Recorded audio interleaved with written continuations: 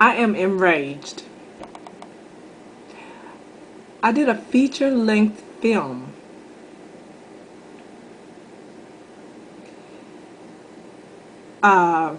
Post 9/11, when gas was almost $4 a gallon. My wardrobe was supposed to have been provided. There was no food nor water provided for any of the cast or crew on set. I was guaranteed lodging, which also was not provided, which meant that I had to commute 2 hours back and forth during every shoot. Keep in mind that I was the lead, so I had to be there before everyone else and leave after everyone else. I'm making this short because I made another long drawn out video, but YouTube decides to swipe it, so I'm making this one much shorter and compact.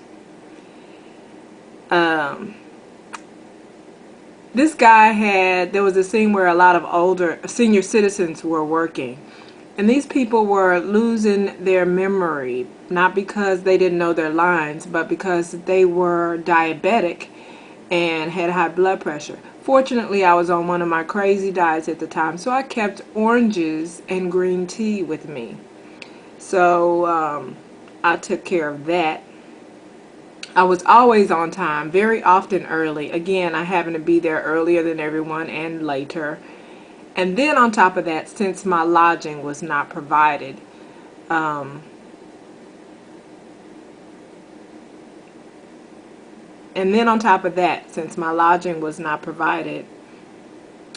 had to, after a full day on the set, I had to commute 2 hours.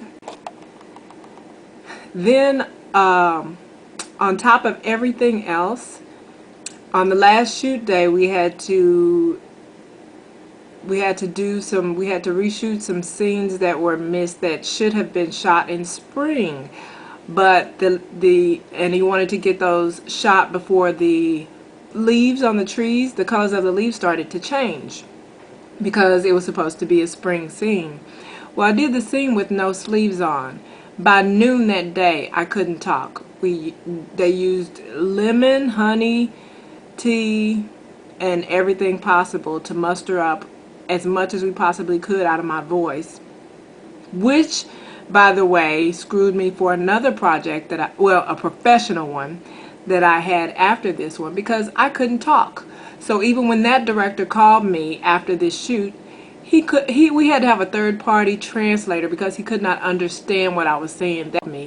Because he could not understand what I was saying. That's how bad my voice was. This particular person sent me no invitation to the premiere or screening.